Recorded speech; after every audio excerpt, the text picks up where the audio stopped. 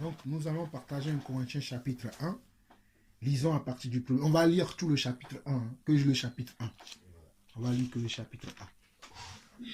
Paul, appelé à être apôtre de Jésus-Christ par la volonté de Dieu, et le frère Sosthène, à l'église de Dieu qui est à Corinthe, à ceux qui ont été sanctifiés en Jésus-Christ, saints par vocation, et à tous ceux qui invoquent, en quelque lieu que ce soit, le nom de notre Seigneur Jésus-Christ, leur Seigneur et le nôtre. Avant de continuer, nous voyons déjà dans cette première écriture de l'apôtre Paul que l'apôtre nous a dit que c'est l'apôtre Paul qui est appelé par la volonté de qui? Par la volonté de Dieu et le frère Sosthène. Donc il était avec un frère lorsqu'il écrivait cette lettre. Donc on voit que l'apôtre, être apôtre ne veut pas dire parce que tu connais la parole de Dieu, tu es apôtre. C'est parce que Dieu t'appelle apôtre. C'est parce que Dieu t'élève à ce rang-là. Dieu t'amène à cette fonction-là. Moi, c'est ce que je comprends. Il dit, pas la volonté de Dieu. Donc, on peut comprendre aujourd'hui, puisque nous savons aujourd'hui qu'il y a des faux apôtres. Donc, on voit qu'il peut y avoir des apôtres selon Dieu et les apôtres selon le monde. Ça, c'est un premier constat. Hein. Bon, et maintenant, il continue, il dit, à l'église de Dieu qui est en Corinthe.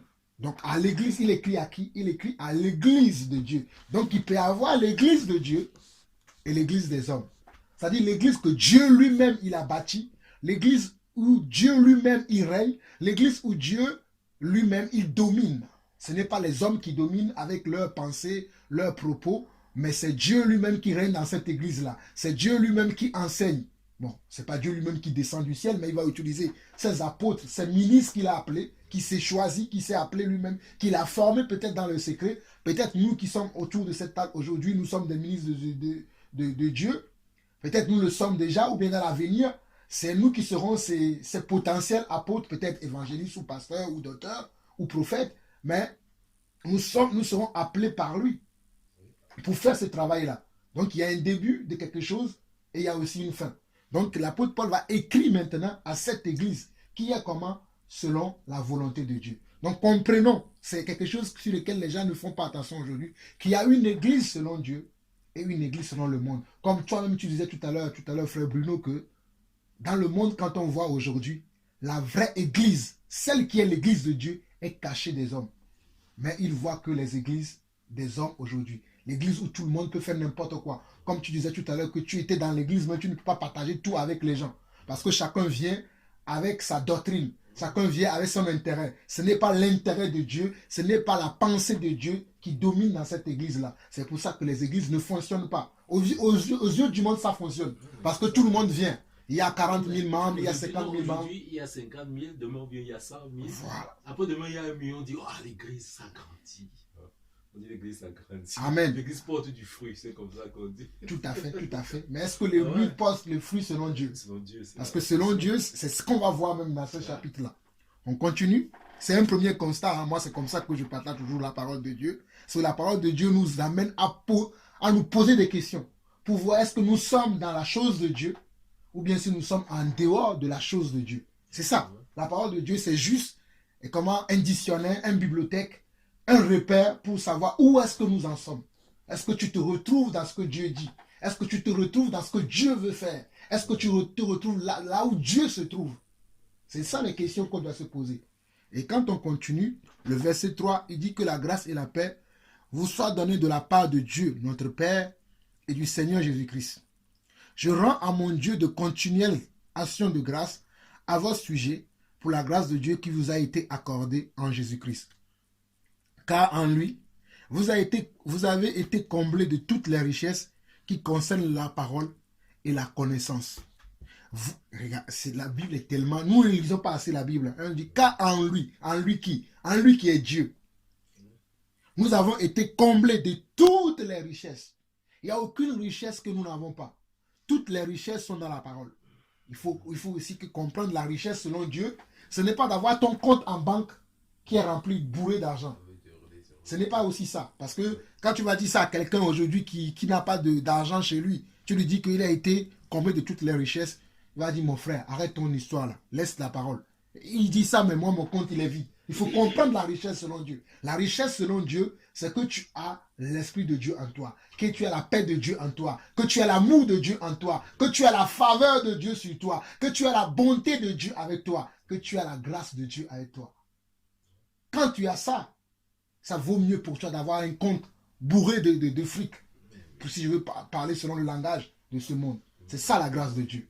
Et des fois, on ne se rend pas compte de cette grâce. Je parlais de cela tout à l'heure quand j'étais dans le train, pour dire aux gens que nous sommes dans une phase de l'année où, très bientôt, les gens vont commencer à envoyer des messages que nous avons l'habitude de recevoir tous les fins d'année. Santé, prospérité, longévité, bonne année. Mais ce n'est pas parce que quelqu'un te dit que bonne année que tu vas avoir une bonne année. Parce que Dieu décide au ciel que toi, tu vas avoir une bonne année, que tu auras une bonne année. Moi, c'est comme ça que je vois la vie aujourd'hui. Ce n'est pas parce que mon oncle, mon petit frère, mon cousin, ma tante, ou bien un frère va m'envoyer bonne année que je vais avoir une bonne année. Mais par la grâce de Dieu. C'est pour ça que j'ai appris avec Dieu à dire dans toutes choses par la grâce de Dieu. Parce que c'est Dieu qui me fait cette grâce-là. Il y en a des gens là, le 31, à 23h59, ils vont fermer leurs yeux, ils ne vont plus l'ouvrir. Il y en a des gens le 30, ils vont fermer leurs yeux, ils ne vont plus l'ouvrir. Il y en a des gens le 30, ils vont recevoir des courriers. Et sur ce courrier-là, on va dire, à la fin de cette année, tu ne reviendras plus travailler dans notre entreprise. Il y a des gens, vers le 29 ou même 29, 30 ou 31, ou même le premier, où il a reçu déjà bonne année là. Dès le 2, le 3, il reçoit un courrier. Tu n'es plus employé dans cette entreprise. Mais pourtant, on lui a dit bonne année. On lui a dit santé, longévité. On lui a dit même prospérité. Et que lui-même aussi, il a dansé. Il a été content. Ah, bonne année. Mon année va être bonne. Non. Ton année sera bonne si tu es en communion avec Dieu. Ton année sera bonne lorsque Dieu te fait la grâce. Ton année sera bonne lorsque Dieu t'accorde sa faveur. C'est ça la richesse de Dieu. Et parfois, même l'année peut être bonne, pas comme on s'attendait. Voilà, tout à fait. Parce que quelque chose, comme Dieu dit, Dieu ne nous donnera jamais la chose qui va nous nuire. Voilà, c'est ça aussi, voilà. Parce que nous, on voit la chose de telle manière. Mais ce n'est pas de la même manière que nous le voyons, que Dieu aussi la voit. Voilà. Lorsque les enfants d'Israël, tu as dit quelque chose qui est très important, lorsque les enfants d'Israël étaient en esclavage en Égypte et qu'ils priaient pour que Dieu vienne les délivrer, ils pensaient que Dieu venait tout de suite, il va t'attraper Pharaon, il va lui couper la tête et puis ils vont être délivrés. Mais Dieu a pris du temps pour manifester la personne qu'il est. Et la Bible dit que c'est lui-même qui a rendu le cœur dur à Pharaon pour montrer à cela quel est le Dieu qu'il est. En faisant beaucoup de fléaux qui vont se montrer, qui vont se faire sur la terre pour montrer qui il est. Il a envoyé des grenouilles, il a fait que la mer est devenue en sang. Vous connaissez toutes ces histoires-là. Toutes ces choses-là, c'est pour montrer quel est le Dieu qu'il est et que c'est lui qui a toujours le dernier mot. C'est Dieu qui a toujours le dernier mot. Nous ne devons pas oublier cela, nous devons garder cela en tête. Je connais quelqu'un qui chante souvent une chanson qui dit « Qui a le dernier mot ?» C'est Dieu qui a le dernier mot. Oh, qui a le dernier mot? C'est Dieu qui a le dernier mot. Mais tu peux chanter cette chanson sans avoir la révélation qui est cachée derrière cette chose-là. Parce que je comprends une chose aussi dans le monde du christianisme, c'est que les gens par émotion, ils sont là, ils chantent. Mes frères, j'ai compris une chose que je ne chanterai plus par émotion. Je chanterai parce que je comprends ce que je chante. Je vis ce que je chante. Je suis dans ce que je chante. Je ne chante pas parce qu'un tel ou un tel chante. Je chante parce que je comprends ce que je chante. Parfois, on chante parce qu'on est dans l'émotion. C'est propre mot. Hein. On chante à Dieu avec ses propres mots. Voilà. Une chanson même que tel autre a chanté. Tout à fait, voilà. tout à fait. C'est vraiment que Dieu nous garde. On continue la lecture. Le verset 6. Il dit, le témoignage de Christ ayant été solidement établi parmi vous, de sorte qu'il ne vous manque aucun don. Oh, le Seigneur est merveilleux. Regardez l'église de Corinthe. Le Seigneur, on nous dit que le témoignage de Christ, c'est-à-dire lorsque Christ vient dans la vie de quelqu'un, il doit avoir un témoignage. Parce que dans l'église de Corinthe, il y avait plusieurs frères. Il y avait tellement l'amour de Dieu, le témoignage de Dieu qui s'est manifesté au milieu d'eux que les dons spirituels dont la Bible nous parle dans 1 Corinthiens 12 ne manquaient pas dans cette église-là. Il y avait les dons de miracles, les dons de guérison, les dons de prophétie, les dons d'interprétation des langues, les dons de libéralité, le don de foi, le don de parole de connaissance, le don de sagesse. Il y avait tous les dons dans cette église-là. Parce qu'ils étaient tous comment? touchés par le témoignage de Christ? Posons-nous la question. Mes frères, je ne suis pas en train de... Je me pose cette question, Seigneur, est-ce que je suis assez touché par ton témoignage en moi? Parce qu'il y a des choses en moi que je n'arrive pas à comprendre. Montre-moi si je ne suis pas touché véritablement par ton amour, mais si j'ai été dans l'émotion par quelqu'un pour me convaincre moi-même que je te connais, Seigneur, il est temps que tu me le montres, que tu ne me connais pas encore. Sommes-nous touchés à l'intérieur de nous par les témoignages de Christ? Sommes-nous touchés? Parce que quand je pense à ce temps que le Seigneur a pris dans ce monde pour enseigner les apôtres, pour nous donner sa connaissance, ses valeurs. Et quand je pense comment il a souffert, et jusqu'à aller mourir à la croix, et que nous, aujourd'hui, nous prenons ça à la légère. Tu vois, les gens, ils vivent n'importe comment. Et puis, oh, Dieu, que Dieu te bénisse. Non, Dieu ne te bénira pas si tu n'as pas le témoignage de Christ en toi. Tu es béni, mais ce n'est pas par mon Dieu. Tu es béni par toi-même, tu es béni par les dieux de ce monde, mais pas le vrai Dieu, celui qui a créé le ciel et la terre. Parce que celui qui a créé le ciel et la terre, lorsqu'il vient dans ta vie doit changer. Ta vie ne peut plus être pareille. Ta vie doit être différente de ton passé. Et ça va aller de gloire en gloire, pas de gloire en descendant. Tu dois aller de gloire en gloire et non pas stagnant non plus. C'est vrai qu'il y aura des moments où il y aura des tribulations, des épreuves, mais tu vas toujours continuer. Parce que la Bible dit que son esprit en nous nous donne la victoire. On dit que l'esprit de nous fait plus que vainqueurs. Il y aura des moments où nous allons être dans les épreuves, les tribulations. Mais en fin de compte, nous gagnerons toujours.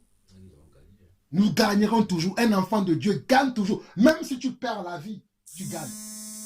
Et beaucoup d'entre nous, des fois, nous pouvons perdre la vie. Mais nous gagnons toujours. Mais nous gagnons toujours. Et c'est quelque chose que nous devons garder. La vie éternelle. Voilà. Ça à quoi sert-il de gagner 80 ans dans le monde? La vie éternelle. C'est-à-dire éternel, le mot éternel a vraiment une très grande signification. Amen. C'est-à-dire que ça est éternel. Donc quelqu'un qui meurt même dans ce monde, mais pour aller gagner, et Paul même qui dit par exemple qu'il préférait, il aimerait même partir, parce que là il sera au ciel, il sera déjà de l'autre côté, en train de savourer sa vie éternelle que de rester sur cette terre. Tout à fait. Donc ça dit vraiment beaucoup de choses. Amen. Amen.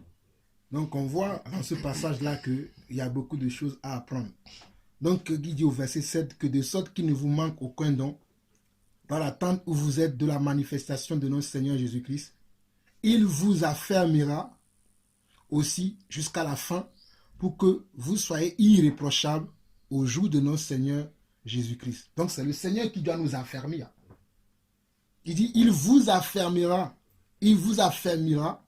aussi jusqu'à la fin pour que vous soyez irréprochables. Au fait, le but du Seigneur lorsqu'il vient dans notre vie, il a le témoignage, mais c'est aussi de nous affermir dans sa volonté. C'est de nous stabiliser dans sa volonté. C'est de nous bâtir dans sa volonté. Et afin que ce jour-là, lorsqu'il reviendra, que nous serons irréprochables devant lui. Mais est-ce qu'aujourd'hui, lorsque nous nous regardons nous-mêmes, est-ce que nous sommes irréprochables vraiment devant le Seigneur? Est-ce que le Seigneur peut dire, ah Jean-Paul, ça fait 16 ans que je t'ai sauvé, ça fait 8 ans que je t'ai sauvé, ça fait 10 ans que je t'ai sauvé, ça fait 3 mois que je t'ai sauvé, mais est-ce que tu es irréprochable? C'est la question que nous devons nous poser tous les jours. Parce que la Bible dit que l'incorruptibilité ne pourra aller dans le royaume de Dieu. Donc nous devons, si j'ai dit n'importe quoi, la corruptibilité plutôt, la corruption plutôt. Donc ce qui est corruptible, c'est-à-dire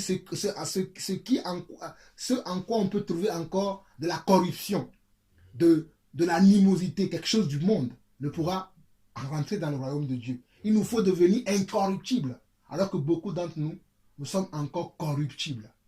Nous sommes encore soumis à la sédition. Nous sommes encore soumis à toutes ces choses qui sont dans le monde qui nous attirent. Certains, c'est des femmes, d'autres, c'est l'argent, d'autres, c'est la gloire, d'autres, c'est les puissantes. Chacun selon ses vices. Mais il faut vraiment nous poser la question, est-ce que nous nous en sommes débarrassés vraiment? Et c'est lui qui va le faire en nous affermissant. Et comment est-ce que Dieu nous affermit? Dieu nous affermit lorsque nous connaissons quel Dieu il est. Dieu a affermi Daniel Parce que Daniel connaissait le Dieu qu'il était. Parce que même quand il y avait eu des interdits de ne pas prier ce Dieu, Daniel a brigué quoi? A brigué les interdits et il priait encore ce Dieu. Shadrach, Meshach et Abednego connaissaient ce Dieu lorsqu'il y avait des moments où tout le monde s'agenouillait devant une statuette de bois. Eux, ils ont dit, nous ne le ferons pas, même si nous devons perdre notre vie. C'est ça qui nous manque, nous, aujourd'hui. Devant le grand lion. Dans la fausse union. Ça... C'est ce qui nous manque aujourd'hui. On n'a pas assez de confiance en notre Dieu. On a une confiance. En fait, on ne voit pas Dieu dans sa grande puissance ou dans sa grande autorité. On a peur. On dit, ah, peut-être si je ne... Il faut que moi-même j'aide Dieu. Ou bien, on connaît quand même qu'il y a le grand Dieu, mais on a aussi un petit Dieu sur cette terre. Voilà. C'est-à-dire que s'intégrer dans le monde, être accepté par les gens qui sont autour de nous, ne pas être rejeté peut-être, on a peur d'être rejeté. Tout à fait. Par la majorité autour de nous. Mais on va être toujours dans le lot quand même là. Voilà. Ouais, dans le lot. Que Dieu nous aide. Hein? Oh, c'est ça. Amen. Que Dieu nous aide. Verset 9, il dit, Dieu est fidèle, lui qui vous a appelé à la communion de son Fils Jésus-Christ notre Seigneur. Maintenant, à partir du verset 10, l'apôtre rentre dans les choses les plus concrètes. Il dit, je vous exhorte, frères, par le nom de notre Seigneur Jésus-Christ, à tenir tous un même langage. Ça nous manque encore aujourd'hui. À tenir tous un même langage. À ne pas dire, moi je suis de Paul, moi je suis de Georges, moi je suis de Patrick, moi je suis d'Alain Patrick, moi je suis de Jean-Paul. Non, Jean-Paul était-il mort à la croix pour vous? Qui est mort à la croix pour nous? Yeshua, Amashia, c'est Jésus, le Seigneur qui est mort à la croix pour nous. Mais aujourd'hui encore, parmi les chrétiens, mes frères, je suis désolé, j'ai dit souvent aux gens que Dieu n'est pas togolais, Dieu n'est pas américain, Dieu n'est pas camerounais, Dieu n'est pas antillais, Dieu n'est pas brésilien, Dieu n'est pas français, mais Dieu est Dieu. Dieu possède toutes les nationalités de la terre. Dieu possède toutes les nationalités de la terre. Aujourd'hui, je vois même des chrétiens, des gens qui se disent qu'ils croient en Dieu, mais qui ne se voient qu'entre eux. Tu vois une église, tu vas regarder cette église-là, ce ne sont que des Haïtiens. Tu vois une autre église, ce ne sont que des Congolais. Tu vois une autre église, ce ne sont que des Camerounais. Tu vois une autre église, ce ne sont que des Togolais. Mais non, ça ce n'est pas l'église qui vient de Dieu. Le tribalisme n'est pas de Dieu. Le tribalisme ne vient pas de Dieu. Et ces mêmes choses-là, on les retrouve encore dans l'église aujourd'hui. Et on est fiers de se dire que je suis enfant de Dieu. Tu n'es pas encore enfant de Dieu. Remets ton salut en cause. Moi, je préfère remettre mon salut en cause pour recevoir le vrai salut et ne pas avoir un faux salut, pensant moi-même que je suis sauvé alors que je ne serai pas sauvé. C'est une chose terrible de croire lorsqu'on est sur terre que je serai sauvé et que ce jour-là, le Seigneur te dit, retire-toi de moi, je ne t'ai jamais connu. Pourtant, tu faisais parmi des grandes personnes sur la terre qui ont fait de grands sermons, qui ont touché des gens. Mais Dieu te dira, je ne te connais pas. Parce que certes, tu as parlé de grands sermons dans lesquels il y avait la parole de Dieu, où Dieu, lui, Dieu est toujours derrière sa parole pour sauver des gens. Mais Dieu regarde à toi-même qui partage cette parole-là. Quelle est ta vie? Quel est ton témoignage dans cette parole? Que le Seigneur nous aide. Nous continuons au verset 11. On était au verset 10 où il nous dit, je vous exhorte, frères, par le nom de notre Seigneur Jésus-Christ, à tenir tous un même langage et à ne point avoir de division parmi vous, mais à être parfaitement unis dans un même esprit et dans un même sentiment. Car, mes frères, j'ai appris à votre sujet, par les gens de Chloé, qu'il y a des rivalités au milieu de vous. En fait, il n'y a rien de nouveau sur la terre. Ce qui a été, c'est ce qui est, c'est ce qui sera. Malgré que dans cette église-là, il y avait tous les dons. Dieu a commencé à utiliser les gens. Dieu a commencé à manifester sa présence, sa gloire, sa puissance au milieu d'eux. Mais il y en avait certains qui étaient charnels. Il y en avait certains qui vivaient dans la rivalité, qui vivaient dans la compétition. Il faut qu'on sache que c'est moi qui connaisse plus. C'est moi qui sais plus. Mes frères, je vous assure que dans l'église aujourd'hui, il y a encore ça. Il faut que les gens sachent que c'est oui. C'est moi qui connais, c'est moi qui avais baptisé un tel. C'est moi qui l'ai amené au Seigneur. C'est moi qui l'ai fait ceci. Est-ce que c'est ça le plus important? Que c'est toi qui as amené quelqu'un, c'est ça qui est le plus important? Mais nous sommes encore dans ces choses. Que le Seigneur nous aide. Verset 11. Car mes frères, j'ai appris à votre sujet par les gens de Chloé qu'il y a des rivalités au milieu de vous, je veux dire que chacun de vous parle ainsi. Moi, je suis de Paul, et moi d'Apollo, et moi de Céphas, et moi de Christ. Christ est-il divisé? Paul a-t-il été crucifié pour vous? Ou est-ce au nom de Paul que vous avez été baptisés? L'apôtre Paul était touché tellement par ce qui se passait, parce qu'il y avait certains qui disaient, oui, nous sommes de ceux qui font partie de l'église de Paul. Nous sommes de ceux qui font partie de l'église de Chloé. Nous sommes de ceux qui font partie de l'église de Christ. À un moment donné, Paul s'est dit, mais il y a quelque chose qui ne va pas chez vous. Vous avez tous les dons, vous avez toutes les grâces. Dieu commence à se manifester au milieu de vous. Vous commencez même déjà, on commence à entendre votre bruit au loin. Mais vous allez gâter ce que Dieu est en train de faire de vous si vous restez dans la rivalité. Vous allez gâter la grâce de Dieu qui commence à se manifester au milieu de vous. Sortez de là. C'est ce que Paul est en train de leur dire. Parce qu'il va dire, au verset 14, il dit, je rends grâce à Dieu de ce que je n'ai baptisé aucun de vous, excepté Crispus et Gaius. Il a baptisé quelques-uns, il a cité leur nom, Crispus et Gaius, afin que personne ne dise que vous avez été baptisés en mon nom. Même si j'ai baptisé quelqu'un, est-ce que c'est nous qui baptisons? Non, nous faisons simplement la charge que Dieu nous confie de pouvoir amener quelqu'un à la foi. Et lorsque tu amènes la personne à la foi, ben tu dois lui dire maintenant je t'ai amené à la foi. Mais regarde maintenant à Dieu, ne regarde pas à moi. Cela ne veut pas dire que comme la personne ne veut pas regarder à moi, bon moi je vais vivre comme je veux, je vais parler comme je veux. Non, je vais assurer d'être un modèle pour cette personne afin que la personne puisse aspirer à devenir comme moi si je suis le modèle parfait. Parce que Paul dira dans 1 Corinthiens chapitre 11 que imitez-moi car moi aussi j'imite Christ. Donc nous devons imiter les gens en qui nous voyons le modèle parfait de Christ. Il y a quelques semaines, je parlais avec une dame qui m'a dit, je veux prier comme vous. Et je parle de cela même, le frère Patrick n'est pas même, peut-être on verra cette soeur-là dans nos réunions bientôt dans l'année prochaine. Il dit, je veux prier comme vous parce que lorsque vous priez, je sens que vous priez et vos prières me touchent. Pourtant, je suis dans le... C'est une maman, hein. Je suis même parmi ses enfants. Il me dit, lorsque je vous entends prier, le Seigneur m'a fait comprendre que je ne sais pas prier. C'est la dame qui m'a dit ça. Et très bientôt, on va le recevoir dans nos réunions. Et je veux prier comme vous. Quelque part, ça m'a touché. Mais après, j'ai dit, Seigneur, c'est vrai ce qu'elle a dit, ça m'a touché. Mais est-ce que je prie réellement comme toi? Si je ne suis pas en train de prier comme toi, montre-moi maintenant comment prier comme toi, pour que je ne puisse pas tromper cette dame.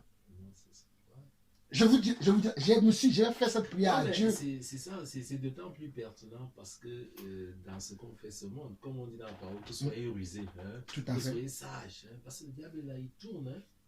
Parfois, il vient là, c'est comme parfois, bon, les gens, tu vas voir quelqu'un là, il va avoir des manifestations dans ce, il va se dire que c'est l'Esprit Saint. Alors que c'est le diable qui vient là, il entre là, il donne même des forces, c'est ce que moi je dis souvent à ma femme là, que non. Et parfois le diable vient là, il met des forces. Ce coup-là, par exemple, on croit que c'est l'Esprit Saint, alors que ce n'est pas l'Esprit Saint. Tout à fait. Ouais. Donc, c'est autant de choses. Et c'est pour ça que vraiment, même là où la femme te rend témoignage, tu demandes encore à Dieu, non Seigneur, vraiment, je veux encore là m'assurer. Hein, afin que déjà cela ne se passe même pas s'il y a eu une erreur, là, que ça ne se passe pas à une deuxième, à une troisième personne. Et c'est là où l'Église de Dieu est mise en ballottage. C'est pour ça que vraiment, c'est bien de rentrer encore toujours à la source, hein, et de vraiment demander au Seigneur, oui Seigneur, pour moi, je veux m'assurer, surtout dans ce grand monde, plein de ce qu'il a. Tout à fait. Il est plein en haut, parfois en bas, à gauche, à droite. C'est-à-dire on est encerclé là, comme ceux-là qu'on a mis dans le feu là. Tout à fait. On les a mis dans le feu, mais le roi, après il voit des gens en train de bouger dans le feu. Pourtant, mais il les avait écrasés. Hein? C'est-à-dire il les avait écrasés déjà. Pour finir, Dieu est Dieu, et puis malgré tout cela, mais ils sont là vivants. Amen. Amen. Donc, c'est ça que vraiment, pourquoi se réjouir et de savoir que non seulement on n'est pas pour soi, même sur le bon chemin, mais pour ces tierces personnes. Et quand ces tierces personnes, ça devient plus compliqué. Parce que là, souvent même déjà, bon, on constate, et avec le temps, on a des preuves vraiment à 100%. Mais une tierce personne, là encore, c'est plus difficile. Donc, juste pour dire que mon frère, vraiment, c'est de très grandes choses. Et donc, de quoi vraiment encore aller demander au Seigneur que oui, Seigneur, vraiment, confirme-moi, donne-moi vraiment des preuves que c'est vraiment cela, ce qu'elle a dit. Tout à fait. Et afin que la ruse du monde, là, peut-être ne soit pas en train de nous déjouer, là. Tout à fait, tout à fait. C'est, Tout à fait. La ruse du monde, la ruse du malin. vraiment. Et la sœur, elle m'a dit, quand je t'entends prier, quand j'entends le frère Patrick prier, franchement, je me dis, je ne prie pas comme vous. Après, j'ai dit, ma sœur, tu peux prier comme nous, tout dépend de ta foi. Mais bon, continuons de finir la lecture. J'ai encore, verset 16 maintenant, il dit, j'ai encore baptisé la famille de Stéphana. Du reste que je sache, je n'ai baptisé personne d'autre. Ce n'est pas pour baptiser que Christ m'a envoyé, c'est pour annoncer l'évangile, et cela sans la sagesse du langage, afin que la croix de Christ ne soit pas rendue vaine. J'aime beaucoup le verset 17 où l'apôtre Paul nous dit, ce n'est pas pour baptiser que Christ m'a envoyé. Mes frères, je ne sais pas si vous allez... Beaucoup de gens se trompent maintenant de notre mission. Dans la mission, on doit baptiser des gens. Mais la mission, ce n'est pas le baptême. Mais dans cette mission, nous devons baptiser des gens. Je disais cela à un frère dernièrement, je ne sais pas s'il m'a compris pourquoi j'ai parlé comme ça. Dans la mission que nous avons en tant que serviteurs de Dieu, en tant que des appelés, des apôtres, des prophètes, évangélistes, tout ça là, on doit baptiser des gens. Mais le baptême est quelque chose qui fait partie de la mission.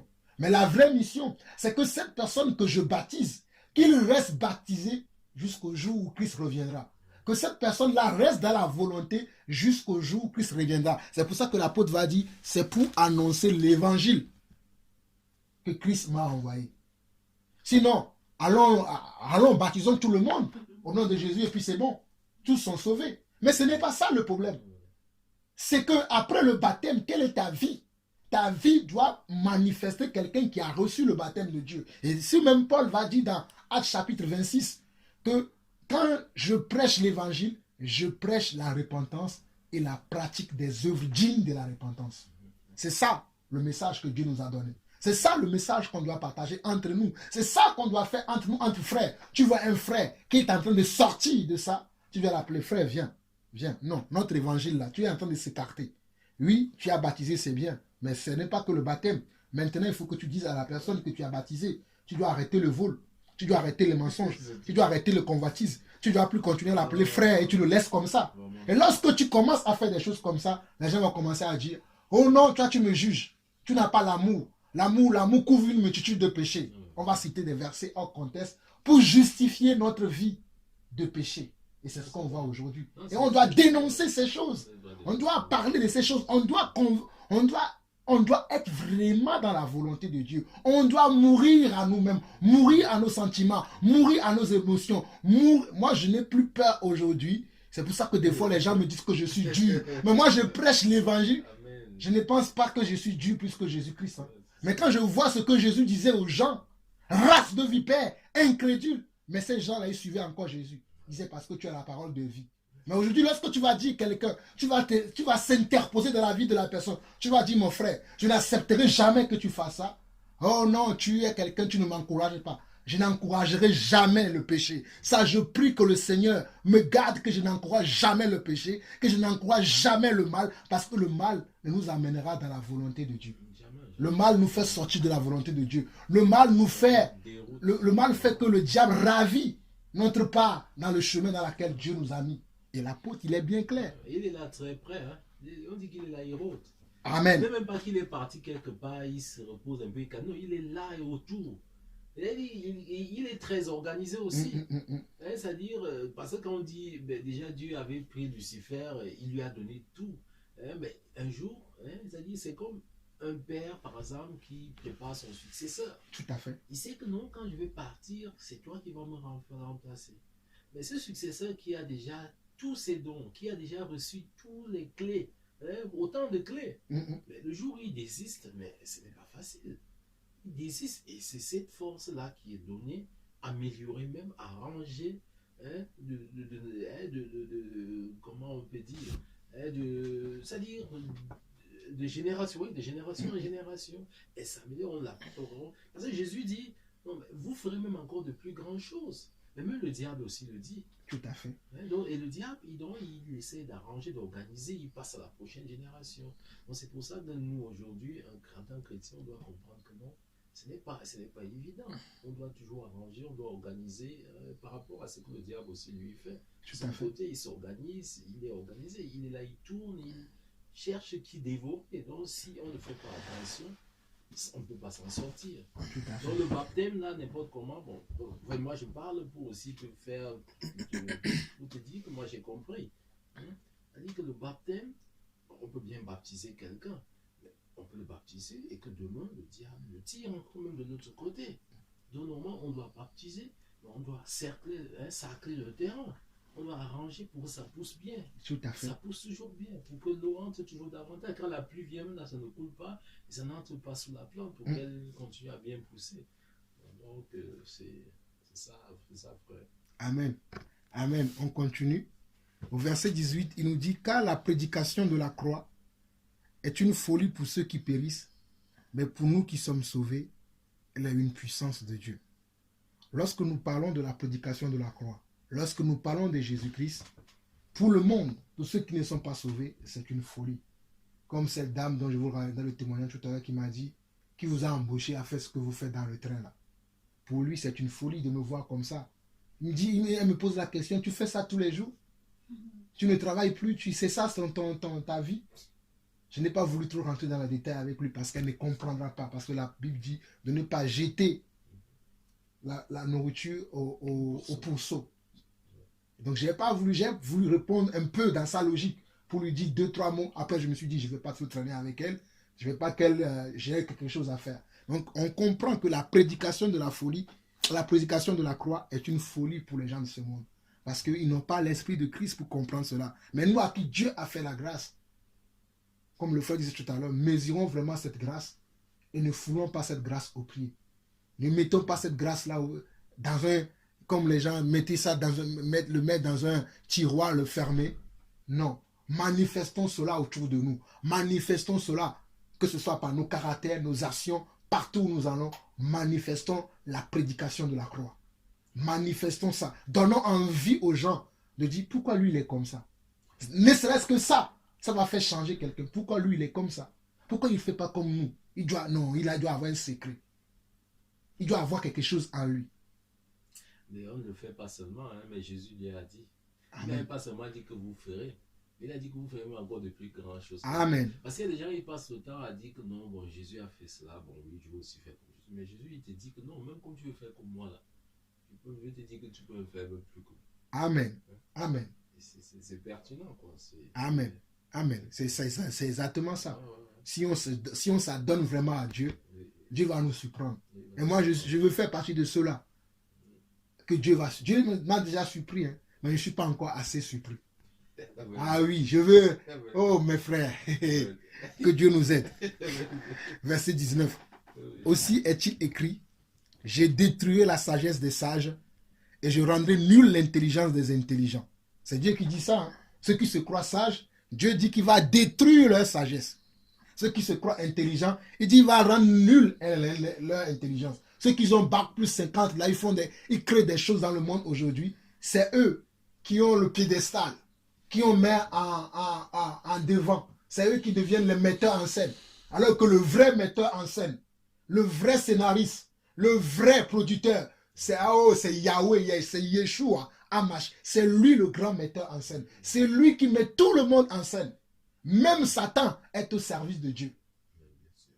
Même Satan, là, il est au service de Dieu. Il peut faire tout ce qu'il veut, mais quand Dieu l'appelle, ce n'est pas qu'il dit n'importe quoi. Hein. Si vous lisez Job chapitre 1, on va dire que les enfants de Dieu sont réunis. Satan est arrivé. Il a demandé la permission à Dieu. Parce qu'on nous dit, parce que Satan aussi est une créature de Dieu. Donc il s'est retrouvé aussi avec là où il y a les enfants de Dieu. Donc lorsque les enfants de Dieu parlaient, manifestaient leur truc, Satan lui aussi il a dit, moi aussi je vais parler. Dieu l'a laissé parler, Dieu l'a écouté. Qui veut dire quoi? Il a parlé, il a dit, ah Job là, que tu crois qu'il est ton enfant, il fait tout ça là. C'est parce que bon, tu ne l'as pas encore laissé dans l'épreuve. Attends, moi je vais lui laisser dans telle épreuve, tu verras s'il t'aime vraiment. Qu'est-ce que Dieu a dit? C'est Dieu qui lui a donné la paix. Il a dit, va. Oh mes frères, j'ai envie de prêcher encore l'évangile comme je n'ai jamais prêché. Et lorsque Dieu a permis et que Satan est parti, il a touché Job.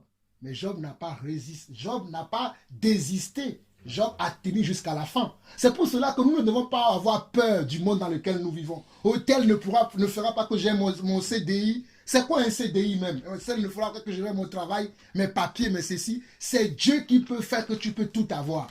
Mes frères, je vous parle de quelque chose. Je suis tellement... Quelqu'un, je vous ai dit tout à l'heure, j'ai arrêté l'école en 4e. Bon, aujourd'hui, j'ai eu d'autres diplômes quand je suis venu en Europe. J'ai fait d'autres études. Mais je vous assure que même cela-là, je les regarde aujourd'hui comme de la boue parce que cela ne me sert à rien. Lorsque je lis l'évangile comme ça et que je comprends, je dis oui Seigneur, pourquoi je ne comprenais pas ça avant?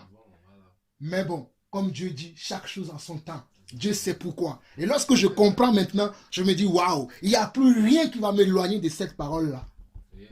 Je vais le vivre tous les jours de ma vie. Je vais vivre ça de telle manière que lorsque je vois même les gens, ils disent que je suis fou. Je dis ah, ça commence à venir.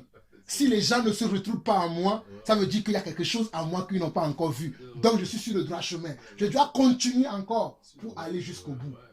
La Bible, le Seigneur dit qu'il va détruire la sagesse des sages de ce monde. Et la sagesse des sages de ce monde, c'est les gens que nous connaissons tous. Des fois, c'est pour ça aussi qu'il faut faire attention à des choses qu'on nous apprend à l'école. Quand on va citer les sages, on va nous citer certains sages qui ne connaissent pas Dieu, qui ont écrit des choses qui ne sont pas de Dieu. Et je prends l'exemple de certains. Il y a Socrate, il y en a plein. Hein. Il y a Einstein, ils sont pleins des sages là. On va dire Einstein a dit dans telle chose. Non, mon frère, ma référence maintenant, c'est Yeshua Hamashiach a dit dans sa parole, Einstein n'est rien pour moi. Et tous ces gens-là ne sont rien pour moi. C'est même la différence même entre la vraie église de Dieu Amen. Et les églises de ce monde. Oui, tu vas aller là-bas, tu vas voir comment ils prêchent sur ces gens-là. Amen. La bénédiction de Dieu, vous avez été béni parce que vous avez donné Einstein. Vous avez été béni parce que vous avez donné tel célèbre Voltaire. Vous avez été béni parce que... Alors que normalement, ce n'est pas le chemin de Dieu. Ce n'est pas le chemin de Dieu. Que ce Voltaire, peut-être qu'il n'acceptait même pas Dieu. Tout à fait. Hein? Peut-être c'est là, c'est ça qui est vraiment différent et on ne peut pas prendre cela comme la mesure pour qualifier que Dieu est avec toi ou pas. Tout à fait. Tout à fait. On continue la lecture. Verset 20. On nous dit que où est le sage? Où est le scribe? Où est le raisonneur de ce siècle? Dieu n'a-t-il pas convaincu de folie la sagesse du monde? C'est-à-dire, on nous montre que par la sagesse infiniment variée de Dieu, Dieu nous a montré par toutes ces sagesses-là que le monde vit dans la folie, au fait. Que le monde ne le connaisse pas. C'est ce que ce verset veut dire. Car puisque le monde, avec sa sagesse, l'apôtre veut être plus clair dans ce qu'il dit. Il dit, puisque le monde, avec sa sagesse, n'a point connu Dieu. Ils avaient la sagesse, mais quand Dieu s'est manifesté, ils n'ont pas connu. Il a plu à Dieu, dans sa sagesse, de sauver les croyants par la folie de la prédication. Waouh! Quelle grande œuvre du Seigneur! Les Juifs demandent des miracles et les Grecs cherchent la sagesse. Regardez, et nous vivons ça encore aujourd'hui. On dit, les Juifs demandent des miracles et les Grecs cherchent la sagesse. C'est pour cela que je parlais de la sagesse. Lorsque nous rentrons dans les écoles que nous avons aujourd'hui, toutes les formes d'écoles, d'études qu'on veut faire, mais je ne suis pas en train de dire que mettons les études de côté, que ne nous instruisons pas. C'est bien. Mais maintenant, lorsque les études vont devenir maintenant ton point final, tu es en train d'être atteint par la folie de Dieu. Lorsque les miracles, il y en a des gens aujourd'hui, merci Seigneur, pour qu'ils puissent croire, ils veulent voir d'abord un miracle. Mais le Seigneur dit, heureux ceux qui auront cru sans avoir vu. Heureux ceux qui auront cru sans avoir vu. Moi, je fais partie de ceux qui n'ont pas cru, de ceux qui n'ont pas vu, mais qui ont cru.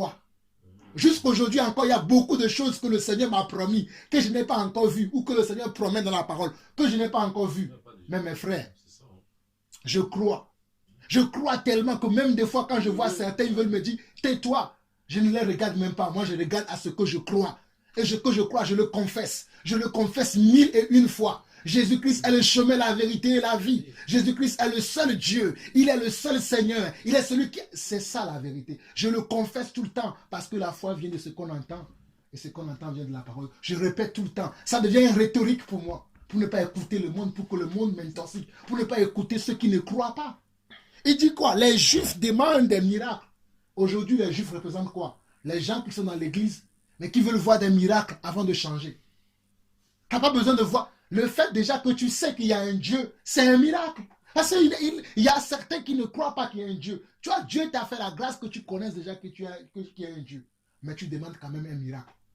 Bon, en tout cas, que Dieu t'accorde la grâce de voir ce miracle-là. Il y en a certains, ils cherchent la sagesse.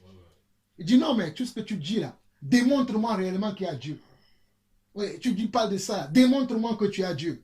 Mon frère, même quand tu vois la nature telle la nature même ne nous enseigne-t-elle pas? Tu vois le soleil se lever. Après le soleil repartir. Mais j'ai dit, tu vois la neige tomber. Et ça, on dit qu'on croit en Jésus, et ça, on l'avait vu. Déjà, au moins, le fait de dire qu'on croit en Jésus, là, sans l'avoir vu, ça veut dire que, quelque part, on croit déjà à quelque chose qu'on n'a pas vu, au fait, auquel on n'a pas été présent en fait, ces choses-là. Le verset 18, pour moi, il résume tout. Sans pour autant, bon, après on rentre dans les détails, mais le verset 18, déjà, il résume tout. C'est-à-dire que croire déjà que Dieu a pris un corps semblable aux hommes pour venir nous sauver, pour monter dans une croix, et que par ce sang-là, nous avons été purifiés, nous sommes justifiés de nos péchés. Quand tu expliques ça à quelqu'un, il te voit comme un fou. Croire un homme charnel, croire que Dieu a pris un corps de chair semblable aux autres, qui s'est mélangé aux hommes, qu'il a mangé, parlé avec les hommes, bu avec les hommes. Donc je suppose aussi peut-être laver comme un homme, fait toutes les choses qu'un homme peut faire. C'est une folie, c'est une folie de croire ça. Donc en fait il y a des choses qu'on peut expliquer, mais jusqu'à un certain degré, parce qu'au bout d'un moment, dernièrement j'étais chez ma soeur, elle me disait quoi? Elle me disait mais dimanche quand on s'est quitté, moi directement après je suis parti à Poitiers, tu vois. Elle me disait mais tu sais que j'arrive toujours pas à te comprendre. Elle me dit tu sais, bon j'accepte, mais j'arrive toujours pas à te comprendre en fait, j'arrive toujours pas à saisir. Je disais la parole de la croix c'est... Je peux même pas t'expliquer, je lui ai dit je peux t'expliquer le verset, mais au bout d'un moment, en fait c'est comme si je parlais à un mur puisque tu n'as pas l'esprit. Ça veut dire que moi-même, dernièrement je lisais un verset, après je disais mais en fait je peux même pas lire la Bible à un païen. Je peux parler en, comment dire, en surface, mais en profondeur tu peux pas. Parce qu'il n'a pas l'esprit, donc au bout d'un moment il va être perdu. C'est comme quelqu'un qui... C'est comme à l'époque où bah, il n'y avait pas de GPS, maintenant par la grâce de Dieu on a des GPS. On te dit oui bon, prends une carte, quelqu'un qui ne sait ni lire ni écrire, tu lui donnes une carte, bah, il va se perdre. Tu vois. Et c'est la même chose, je me dis mais en fait non. La parole de la croix simplement, la prédication de la croix pour moi est une folie. Si la Bible dit, si Paul, inspiré par le Saint-Esprit, a dit à ce moment que c'est une folie, c'est vraiment une folie. De croire que Dieu a été manifesté en chair, qu'il est monté dans une croix pour accorder le salut à toute l'humanité. C'est une folie. C'est une folie. Non, ça, et je comprends certaines personnes, parce que le fait de croire à ça, c'est une folie. Parce que la preuve est que c'est comme on est arrivé là, il y a une imprimerie juste ici de l'autre côté. Hein, bon, on était en train d'imprimer des trucs de Georges Namala pour des trucs de Noël là, quoi. Georges Namala, quoi, pour aller partager ça aux gens. On a imprimé ça, mais on a senti que la femme elle était vraiment motivée. Elle courait même vraiment pour nous servir. Mais après, bon, comme c'est ça qu'elle a imprimé, bon, on s'est dit que non, bon, elle a quand même lancé un coup de là. On a voulu un peu lui parler, Jésus nous l'a dit.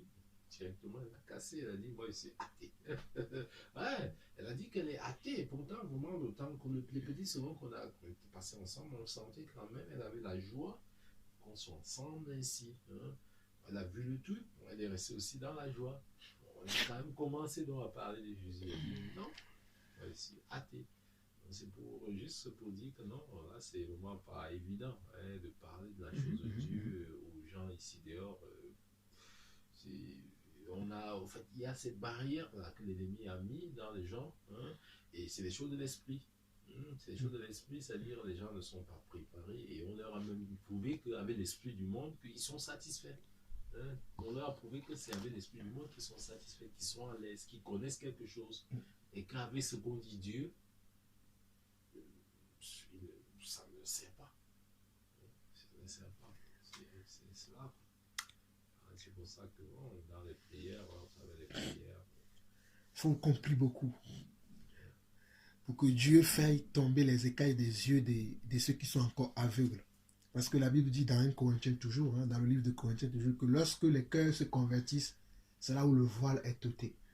faut que le cœur se convertisse pour que tous les voiles que nous avons dans notre vie, les voiles des traditions, les voiles des coutumes. Tout à l'heure, nous parlons de la fête. Quand je vois tout ce qui se passe autour du monde, là, à ce moment-là, il y a beaucoup les gens de ma famille. Et là, cette année, Dieu a mis dans mon cœur que tu ne dois pas être, tu ne dois plus faire semblant. Hein. Lorsque quelqu'un me dit Joyeux Noël, je dis merci, mais sache que moi, je ne fête pas Noël. Bonne année. Ce n'est pas ton bonne année qui va faire que mon année sera bonne. Moi, je suis maintenant très radical. Hein, je parle comme ça. Je leur dis, c'est comme je parle. Parce qu'il faut qu'on dise là. Si on se dit tout le temps, oui, non, je ne vais rien dire. Comment est-ce que les gens vont croire? Il faut quand même des fois qu'on arrive à parler. Dieu cherche simplement les gens qui vont ouvrir leur bouche pour parler, pour témoigner de lui, pour témoigner de ce qu'il a fait. Mais si on reste toujours dans notre coin, comme certains qui pensent que bon, quand il y a Noël, il ne faut même pas visiter les gens, même quand quelqu'un t'invite, tu ne vas pas manger. Non, il faut qu'on pense, il faut qu'on aille au-delà de ça. Il faut qu'on transcende ce genre de choses. Il faut qu'on sorte pour dire que moi, je veux même que les gens m'invitent à Noël, avec leur sapin et tout. Moi, je vais venir leur dire, ton sapin là, il n'y a pas Dieu dedans. Ton jour là que tu crois, ton petit bébé que tu as mis là-bas là, ce n'est pas lui Jésus. Parce que Jésus n'a pas ce corps-là. Qui t'a dit qu'il avait ce corps? Qui t'a dit qu'il est né à cette date-là? Qui t'a dit? Au fait, il faut que les gens, on les interroge sur les choses sur lesquelles, les mensonges qu'on leur a donnés. Mais si nous restons entre nous chrétiens, comme les gens veulent toujours rester entre eux, bon, on va rester entre nous, on va prier. Si les apôtres ont fait ça, est-ce que la vérité serait venue jusqu'à nous? Il faut qu'on se pose des questions pratiques au fait. Si les apôtres ont fait ça, on dit, bon, nous on a connu le Seigneur, on a mangé avec lui, on sait qu'il va revenir, c'est bon. Le monde, il ne veut pas savoir, on reste entre nous. Et ils sont entre eux tous les jours, ils prient. Ah, que Dieu te bénisse, Patrick. Patrick aussi dit que Dieu te bénisse, Jean-Paul. Et puis c'est bon. On se voit tous les jours comme ça. Comment les autres vont être sauvés? Il faut que quelqu'un parle. Il faut que quelqu'un se dise, ah, moi je vais parler. Ou bien je vais montrer par mon attitude, mon comportement. Pourquoi tu n'es pas si joyeux en ce temps-là? On nous dit que le sauveur est né. Non, je crois qu'il y a un sauveur qui est né. Mais il n'est pas né ce jour-là. C'est pour ça que je ne suis pas dans votre euphorie. Ça va interpeller la personne. Mais si je dis non, je ne vais même pas les visiter. Ils sont à ta porte. Oh non, non, non, non, ne viens pas ici avec le sapin. Hey, c'est dangereux ça. Ne rentre pas ici seulement avec le sapin. Comment la personne va comprendre? Mes frères, il y a beaucoup de choses que nous ratons parce que nous sommes trop religieux. En tout cas, que Dieu nous aide. Je vais finir parce que je ne veux pas trop parler. Peut-être chacun d'entre nous aussi peut-être aura envie de parler. Verset 22, on nous dit les Juifs demandent les miracles et les Grecs cherchent la sagesse. Les Juifs demandent des miracles et les Grecs cherchent la sagesse. C'est ce que nous vivons encore aujourd'hui. Je ne vais pas rester là juste dessus. Je crois que nous comprenons tous. Il dit nous qui avons reçu Christ, nous qui avons reçu son esprit, nous prêchons Christ. Mais quel Christ? Pas Christ chocolat, pas Christ bonbon, pas Christ qui te donne le travail que tu veux, pas Christ qui te donne toutes les choses de la terre, mais nous prêchons un Christ crucifié qui t'enseigne de crucifier ta chair. C'est ce Christ-là que nous prêchons. Moi, je ne prêche pas le Christ qui fait que tu vas avoir ton 4x4, tu vas avoir ta belle maison autour du pied de, je ne sais pas, de la statue de la liberté à New York ou bien autour de la Tour Eiffel à Paris. Mais moi, je prêche un Christ qui va faire que ta vie va changer, qui va faire que tu ne seras pas un vantard, qui va faire que tu ne seras pas un orgueilleux, qui va faire que tu ne seras plus un impudique ni un voleur, mais qui fera de toi un homme qui a de la foi, un homme qui va bouleverser des vies. Un homme qui va bouleverser toute une mentalité, toute une région, tout un pays, tout le globe terrestre. Oh mes amis, mes frères, vous ne pouvez pas savoir mon envie. Mon envie c'est de faire chambouler tout le globe terrestre. Là, je suis en train de parler ici, là, j'aimerais même que la police sonne à la porte pour dire, monsieur, c'est bon ce que vous avez dit. C'est ça la vérité. Et que moi je vais continuer à dire, Jésus-Christ est le chemin, pour que cela leur serve de témoignage. Mais mon frère, ce que tu dis est de temps plus pertinent quand tu parles du globe terrestre. Ce qui est sûr, c'est que quand on parle du globe terrestre, on sait bien que tout ça, même la terre, là, Amen. c'est Dieu qui a créé ça. Amen.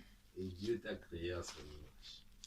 Pas peut-être parce qu'il t'a créé à son image parce qu'il sait aussi qu'il ne veut pas que tu viennes ici commander, mais que tu viennes dans l'humilité, dans l'amour, hein, dans la simplicité, et dire que non, aimer. Aimer seulement, pas plus que ça. Pas arracher, mais donner, aimer.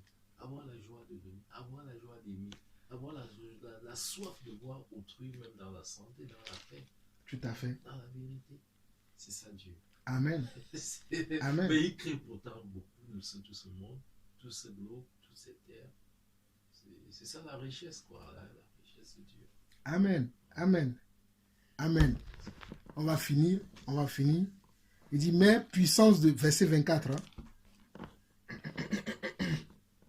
Mais puissance de Dieu et sagesse de Dieu pour ceux qui sont appelés, tant juifs que grecs. Pour ceux qui... Vous savez que les Grecs, ce sont... Excusez-moi. Les Grecs, ce sont les païens de l'époque. Les Juifs, ce sont ceux qui ont reçu la promesse véritablement. Mais nous, les païens, nous faisons partie des Grecs. Et il continue au verset 25, qui dit, car la folie de Dieu est plus sage que les hommes, et la faiblesse de Dieu est plus forte que les hommes. Waouh! Quand Dieu est fou, c'est plus sage que les hommes qui sont sages. Et quand Dieu est faible, sa faiblesse est plus forte même que la force des hommes. C'est très, ce verset-là, il faut que je le vive. Quand même Dieu est faible, sa faiblesse est plus forte que la force des hommes. C'est vraiment grandiose. Et l'apôtre continue de considérer, frère, que parmi vous qui avez été appelés, il n'y a ni beaucoup de sages selon la chair. Quand il parle beaucoup de sages selon la chair, c'est-à-dire beaucoup de sages, beaucoup de nobles, beaucoup de respectueux, beaucoup de dignitaires, ceux qui ont beaucoup plus d'autorité, il n'y en a pas parmi nous. C'est ce que l'apôtre dit. Selon la chair, ni beaucoup de puissants, ni beaucoup de nobles. Mais Dieu a choisi les choses folles du monde pour confondre les sages. Dieu a choisi les choses faibles du monde pour confondre les fortes. Et Dieu a choisi les choses viles du monde et celles qu'on méprise, celles qui ne sont point, pour réduire à néant celles qui sont, afin que personne ne se glorifie devant Dieu. Les hommes se glorifient tellement de beaucoup de choses aujourd'hui. Ils se glorifient de toutes choses, mais ils oublient qu'ils ne sont que néants devant Dieu. Que même le souffle de vie que Dieu a insufflé dans leur vie aujourd'hui, Dieu peut le retirer en un instant. Et c'est là qu'ils se rendront compte qu'ils ne sont en fait rien s'il n'y a pas le souffle de Dieu dans leur vie. Au verset 30, il nous dit, « Or, c'est par lui que vous êtes en Jésus-Christ, par la volonté de Dieu, a été fait pour nous sagesse, justice, sanctification et rédemption, afin qu'il est écrit que celui qui se glorifie dans le Seigneur. » Glorifions-nous, mes frères, dans le Seigneur. Que le Seigneur nous apprenne à comment se glorifier en lui. Non pas avoir une vaine gloire, mais une gloire qui correspond à notre Dieu. Une gloire qui identifie notre Dieu. Une gloire qui dévoile notre Dieu. Une voix qui permet de transcender pour aller vers notre Dieu. Une gloire qui permet de regarder notre Dieu. Que cette gloire-là puisse toucher chacun d'entre nous. Je crois que c'est ce que Dieu a mis dans mon cœur pour vous accueillir, mes frères, vous qui venez de l'Allemagne, pour nous rendre visite aujourd'hui à Paris. C'est une joie de pouvoir recevoir des gens qui croient aussi au même Dieu que nous. Et ce sont les paroles d'encouragement que Dieu a mis dans mon cœur. Mes frères, je vous assure que je ne sais pas pourquoi j'ai parlé comme ça, mais moi je considère toujours que Dieu ne fait rien au hasard. Si Dieu a pu permettre que je puisse parler comme ça, c'est que ce soit moi ou que ce soit nous tous qui sommes aujourd'hui autour de cette table, nous avons chacun sa part à prendre. Que celui qui a des oreilles pour entendre, attende. Moi j'en ai fini. Amen. Je ne sais pas si quelqu'un d'autre a quelque chose à ajouter avant qu'on ne termine avec la prière. La deuxième âme spirituelle que nous avons. Non, c'est ça, frère. Que vraiment Dieu soit loué. Moi, je remercie le fait que vraiment vous aviez pu être là comme ça. Parce que quand tu lis la Bible, là, c'est la même parole que nous lisons. Et moi, par exemple, je n'ai pas eu à prêcher, même faire des services ces derniers temps-ci. C'est juste pour dire que même comme on venait là, on a par exemple imprimé des trucs pour aller partager aux gens. Donc, c'est le niveau où, par exemple, nous maintenant, on veut servir le Seigneur, ayant soif de faire plus, ayant soif de faire plus, et on prie Dieu vraiment qu'il nous donne la sagesse, qu'il nous donne la force, qu'il nous donne tout ce dont on a besoin pour le servir, parce qu'il est clair que le monde a vraiment soif. Il nous est même clair, et même du côté de l'Allemagne où on sort, du côté de l'Allemagne où on sort, on sent vraiment que le monde autour de soi, de nous, le monde a soif vraiment, et c'est vers ça à quoi nous prions. Vraiment Dieu nous donne aussi la force, vraiment, pour que tel que vous, ici, là, le courage que vous avez, par exemple, d'être dans le train et parler. Hein, et parler aux gens et crier au nom de Dieu que le Seigneur aussi nous utilise là-bas en Allemagne. Ouais, et c'est pour ça que quand on vient là, on vous voit engagé comme ça, là, c'est aussi une motivation pour nous et un encouragement aussi. Et bon, puis aussi que vous priez pour moi aussi pour nous, pour que quand on est de l'autre côté là, bon, que le Seigneur vraiment nous utilise vraiment dans ses peines de fin. C'est ça quoi, parce que le message que Dieu nous a donné là tout à l'heure, c'est un message que déjà ça nous dit beaucoup de choses. Le Seigneur parle à travers vous là, nous parle à travers vous. Et que Dieu soit loué, hein, vraiment, Amen. parce que si quelqu'un avait soif et après avoir bu quelque chose, il n'a plus soif, mais il faut bien l'accepter. Amen. C'est un peu ça, et bon, dans la joie aussi, hein. C'est ça quoi, c'est-à-dire que la joie qui vient de Dieu, elle est là, et puis quelqu'un ne peut pas rester là et se dire que bon, ouais, non, on est dans la paix du Seigneur, on est dans la joie de Dieu, et puis on est nous tranquille. Amen. Amen. Dire au truc que Dieu c'est Jésus-Christ, il vit, et c'est ça quoi. C'est ce qu'on veut vraiment, on souhaite aussi faire, et que Dieu soit loué quoi. Amen. Vraiment, c'est ça. Amen. Je ne sais pas si Patrick, tu as aussi quelque chose à dire. Hein. Tu as la parole si tu as quelque chose à dire. Non, pas spécialement, mais juste soyez encouragés. Soyez encouragés, sachez que Dieu est en chacun de nous. Et vraiment, priez Dieu et il vous conduira. Notamment, tout à l'heure, tu as évoqué le sujet des frères, avec lequel, bon, c'est vrai qu'après, comme Jean-Paul l'a dit, même quand tu te retrouves avec des frères, il faut quand même prier. Il faut prier, Seigneur, pour connaître l'état de cœur de chacun. Parce qu'il y a des gens aussi qui vont venir autour de toi, peut-être pour te faire faiblir dans la foi. Par exemple, toi, tu as appris un élan. Satan aussi peut susciter des personnes qui viennent autour de toi pour te déstabiliser dans ta foi. Pour te ralentir, te freiner dans ta foi, tout simplement. Ou bien dans la foi de ta femme ou dans votre foi. Donc, je pense qu'il est important de prier afin que le Seigneur t'éclaire et te révèle l'état de cœur de tout un chacun, les ambitions et les projets de tout un chacun aussi, afin que vraiment, s'il y a des faux frères qui sont autour de toi, qu'ils soient révélés, quoi, que le Seigneur puisse vraiment révéler. C'est ça, d'un, que j'ai retenu, et que vraiment tu persévères, quoi, tu continues dans la foi, et le Seigneur ne t'abandonnera pas dans tous les cas. Si tu mets vraiment ta foi en lui, si tu te sanctifies, tu fais ce que le Seigneur te demande de faire, le Seigneur ne t'abandonnera pas. Moi, j'ai foi en cela. J'ai foi en cela parce que moi, je ne vais pas raconter mon histoire en détail, mais je sais que j'étais dans des religions et j'ai cherché le Seigneur. Et en fait, tous les endroits par lesquels je suis passé, je vois ça maintenant comme des obstacles qui voulaient me ralentir dans ma foi et en quelque sorte, me sortir de la volonté du Seigneur. Mais le Seigneur, quand il voit que tu le recherches avec sincérité et que réellement tu veux faire sa volonté, il va toujours t'orienter envers des frères qui vont te pousser à faire le bien, plutôt à chercher sa face davantage. Et voilà ce que moi je voulais c'est un encouragement vraiment. Soyez encouragés. L'œuvre du Seigneur, après, il ne faut pas se précipiter, je pense. Il faut attendre le temps du Seigneur. Tu le sentiras de toute manière, parce que moi, ça fait pas très longtemps que j'ai commencé à prêcher dans les trains. Mais je sentais que le Seigneur me mettait ça à cœur. J'ai eu même à l'esprit quelque chose que j'avais partagé avec les frères. Bon, un truc personnel qui m'est arrivé, ma femme a fait un accident, pas très grave, il n'y avait rien de dangereux. Et après, peu de temps après, le Seigneur m'a mis à l'esprit que si j'ai fait ça, c'est pour que tu reprennes les trains, pour que tu puisses aller aussi parler de moi dans le train. Tu vois, que je puisse déjà m'exercer comme ça. Parce que peut-être qu'après, je ne sais pas ce que prévoit le Seigneur pour moi. Je ne vais pas encore inventer des choses. Moi, je sais ce que j'ai reçu, c'est ça. Donc, je dis simplement ce que j'ai reçu, je m'arrête là. Tu vois.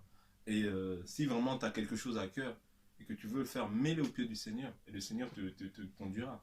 Pour savoir si c'est réellement le temps pour toi, si ce n'est pas le temps. Si ce n'est pas le temps, prends le temps. Prends le temps, sois à l'écoute du Seigneur. Et le Seigneur te conduira en toutes choses. Mais déjà, déjà le fait que tu aspires à quelque chose, le Seigneur voit déjà à quoi tu aspires. Maintenant, parce que le Seigneur aussi cherche des personnes qui se portent à la brèche pour pouvoir proclamer sa parole. Mais maintenant, après, il y a un temps pour tout. Il y a un temps aussi pour être formé. Il y a un temps pour recevoir. Et il y a un temps pour aller. Et entre ce temps-là, toi, attends simplement la volonté du Seigneur afin qu'il te conduise en toutes choses. Moi, c'est ce que je peux te dire simplement. Ouais, c'est ça. Tu vois. Ah, c'est déjà même bon. Avant là, quand j'étais à Stuttgart, parce que ça fait peut-être 5 ans là que je suis dans la ville de Nuremberg, j'étais à Stuttgart, j'allais dans une église pentecôtiste. Voilà, j'allais régulièrement en route pour partager le matériel de cette église aux gens. Mais bon, quand tu te rends compte que non, bon, c'était pas l'église, c'est Dieu. Bon. C'est là où, bon, entre temps à Nuremberg encore, bon, j'allais partager aussi souvent. Là maintenant, de temps en temps, moi je partage les évangiles aux gens, c'est ce que j'ai eu à faire, tout ce que j'ai eu à faire en tout temps. Bon, ne trouvant pas des frères en ça, parce qu'il y a des gens, tu trouves ma route, ils te disent même qu'ils ne sont pas morts. J'ai pas pu trouver vraiment des gens avec qui c'est le Seigneur. Bon. Donc c'est tout ce qui est encore là. Et puis, bon, vraiment, comme vous le dites, vraiment avec les prières, le Seigneur, il entend nos cris, il entend nos appels vers lui. Et on a la foi, quoi. Donc, c'est ça. La foi et que Dieu soit loué. Ouais. Que Dieu soit loué. J'ai un passage qui me venait à l'esprit là. C'est Galates.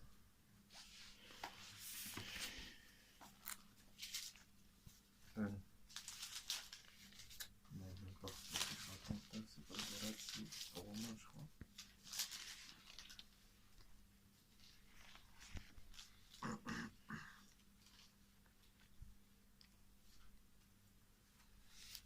C'est Romains 8.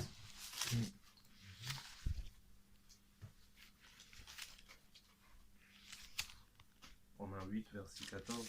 Il dit car tous ceux qui sont conduits par l'Esprit de Dieu sont fils de Dieu. Amen. En tant qu'enfant de Dieu, ce qu'il faut qu'on se dise avant toute chose, c'est que il faut qu'on soit conduit et non pas que ce soit fait de manière charnelle.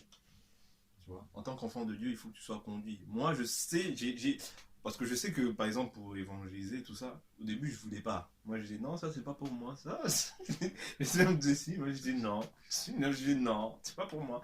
Donc, ça fait même dans le terrain, des parts. Je sentais vraiment en moi, même des fois, je disais à Jean-Paul, je disais, mais je sentais en moi, des fois, même, vraiment que le Seigneur me disait, parle. Mais je dis non. Je retenais. Je dis non, ça, c'est pas pour moi. Et vraiment que j'étais catégorique et ferme dans ma décision. Mais il me dit non, c'est bon là, tu peux parler. Mais je dis non, c'est pas pour moi. Et un jour après, je partais même pas pour parler. Hein. On m'a dit parle. Et si tu parles pas, tu ne parleras jamais. Après là, j'ai dit non, faut que je me lève et j'ai commencé à parler. Tu vois. Et en fait, ça a pris vraiment beaucoup de temps. Hein. C'est pas, ça a pris vraiment du temps, tu vois. Mais c'est grâce à Dieu et c'est Dieu qui conduit ses enfants. En fait, en toute chose, c'est Dieu qui conduit ses enfants. Donc, quand on fait les choses par la chair, tu vas voir que au bout d'un moment, tu vas te fatiguer. Si tu fais les choses par la chair, tu vas te fatiguer parce que c'est pas Dieu qui t'a envoyé. Tu vois, c'est pas Dieu qui t'a envoyé faire ces choses. Faire de semblant. Voilà, tu vois, voilà. C'est Dieu, c'est pas Dieu qui t'a envoyé. D'ailleurs, c'est pas une compétition. Tu vois, c'est quand tu le ressens. Moi, la dernière fois que je l'ai fait, c'est quand je travaillais. Là, je suis en vacances depuis 2 semaines, j'ai rien fait. Je suis allé chez ma soeur. Voilà, si Dieu me met pas ce fardeau-là à cœur, je ne le fais pas. Tu vois. Avant de sortir tout à l'heure, j'ai dit à ma femme, faut que je prenne des Bibles et tout. Vu qu'on prend le train, je veux profiter pour évangéliser. Je suis sorti tellement vite, je suis sorti de la douche, parce que le train était à 30, le frère m'a appelé à 10 ou 5, je sais plus exactement. Et bon, je me l'avais vite fait, après avant de partir, on a prié. Et fait qu'on ait prié, après je suis parti directement en chemin, je me dis, des Bibles. C'est pas grave, Dieu seul sait pourquoi aussi. C'est la volonté de Dieu, si j'ai oublié ça aussi, c'est la volonté de Dieu. Demain est un jour. Si Dieu nous met à cœur de le faire, on le fera. Si Dieu aussi, par exemple, aujourd'hui on a pris cette décision, mais Dieu aussi, dans la soirée, peut dire non. Donc, si Dieu dit non, on va pas forcer, on va pas dire non, Dieu, nous on veut le faire parce qu'il faut le faire. Non. En fait, c'est un peu ça, ce que je voulais ajouter par rapport à ce que j'ai dit tout à l'heure. Que les enfants de Dieu, vraiment, faut faire gaffe à ne pas entrer dans une compétition ou dans une forme de logique religieuse, c'est-à-dire oui bon chaque tel jour, on prévoit que, bon, à telle heure, on va faire ça. Non. Ouais. Parce que là, après, ça devient le programme des hommes et non le programme de Dieu. Pas une précipitation. Voilà, c'est quand le Seigneur te met ce fardeau-là à cœur, eh ben, tu le fais. C'est vrai. Puisque les enfants de Dieu sont conduits par l'Esprit de Dieu Ouais, et non par les hommes. Parce que sinon, après, ça devient un programme des hommes. On ne laisse plus la place au Saint-Esprit afin qu'il puisse nous conduire. Donc, c'est tout ce que je voulais ajouter par rapport à ça. En tout cas, soyez bénis, moi, ça m'a fait plaisir, ça fait toujours plaisir de rencontrer des frères et des sœurs. Donc, Ouais, c'est ça. Hein. Parce que vous savez que par le passé, à cette heure-ci là, bon, on était là, on voyait le monde avec les décorations et tout, Oui. et tout, et tout. Bon, Oui. et on essaie aussi de faire avec, de fêter avec et tout, et tout. Mais sans vous tromper, la joie qu'on est là, comme on dit un pain complet, là, ça dit il y a toutes les vitamines, c'est une joie complète. Amen. C'est-à-dire, c'est une joie complète. C'est pas le genre où tu vas à une fête là, après tu te retrouves là, ou bien tu as même bu là et tu es fou, tu ne sais plus quoi. Ou même quand tu n'as pas vu, tu sens que tu es anxieux, il y a quelque chose qui te manque. Il y a du vide. Mais vraiment, dans le Seigneur, on a la paix. On est tranquille, quoi. Et c'est de grandes choses, hein, ça, il faut l'avouer. C'est pour ça que il manque seulement d'aller témoigner. Et même déjà pour soi-même, parce qu'on est dans la paix là. Et on manque seulement d'aller dire aux autres que voilà, vraiment, tu me voyais souvent comme ceci, comme cela. Mais aujourd'hui, tu vois que non, moi j'ai changé. Et je ne suis plus la même personne. Et c'est vraiment de grandes choses, quoi. C'est de grandes choses. Et Dieu est grand. Ouais, il faut l'avouer. Dieu est grand. Ouais. pour ça, c'est important d'avoir un témoignage, l'avant et l'après. Moi, ma soeur, moi, j'ai rien dit. Hein. Je suis allé chez ma soeur toute la semaine. Là.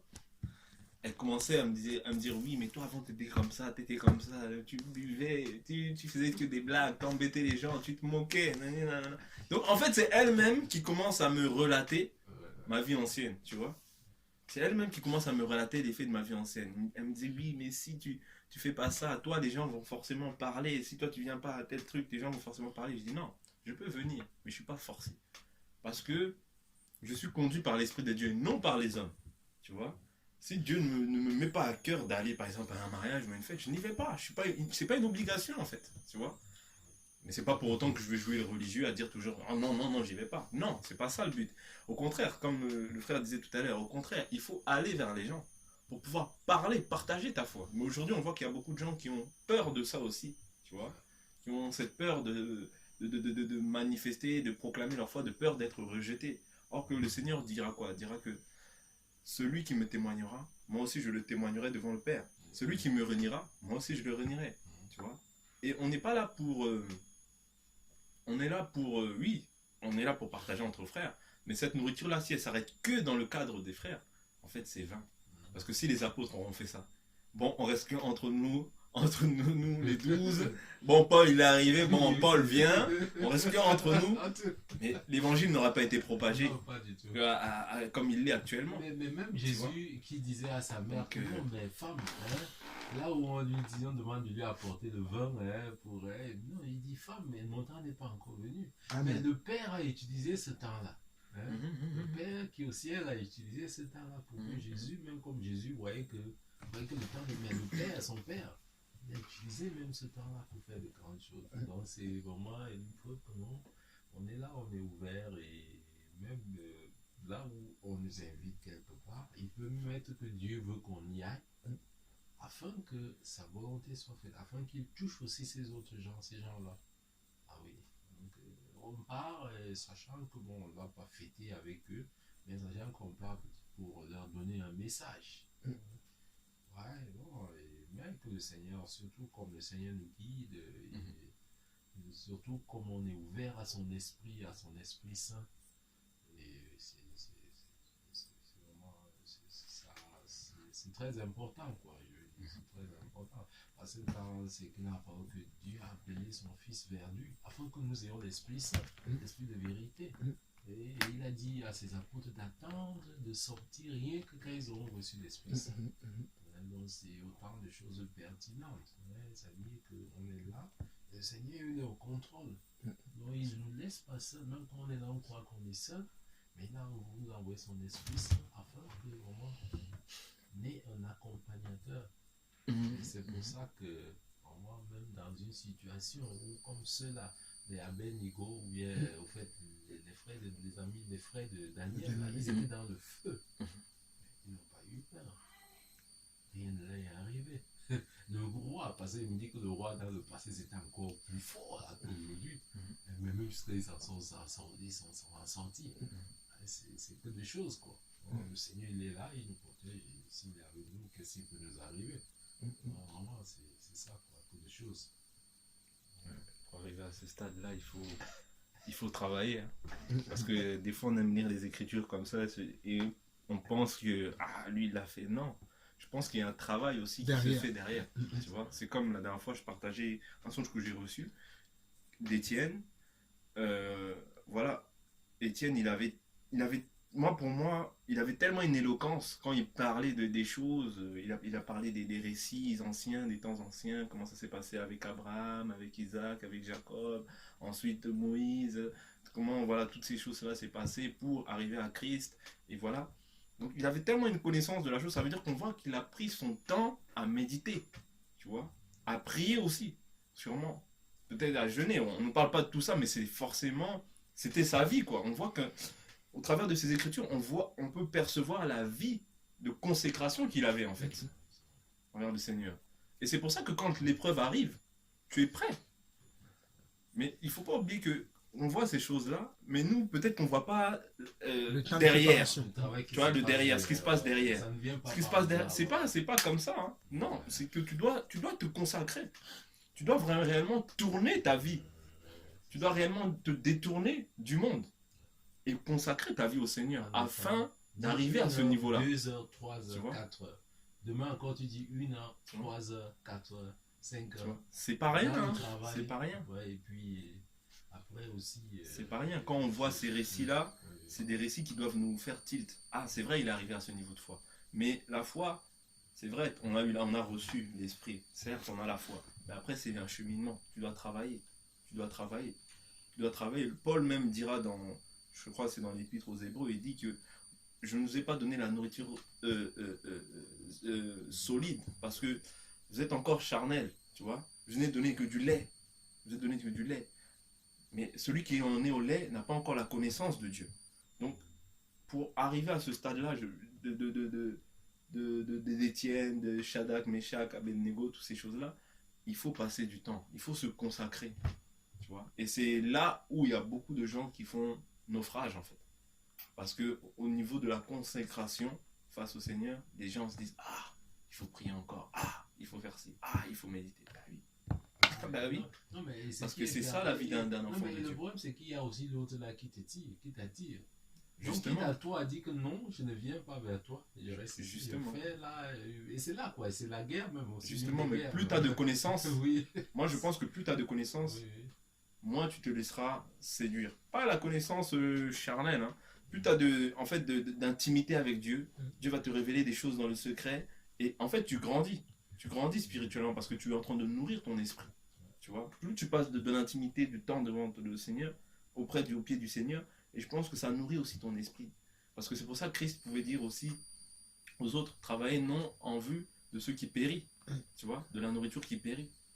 Tu vois, il y a des gens aussi qui le suivaient à cause des miracles, à cause de certaines choses, tu vois. Mais il a dit que c'est l'esprit qui vivifie, qui fait vivre. La chair ne sert de rien. Tu vois. On peut se nourrir, c'est pas mauvais, mais il faut nourrir davantage notre esprit, tu vois.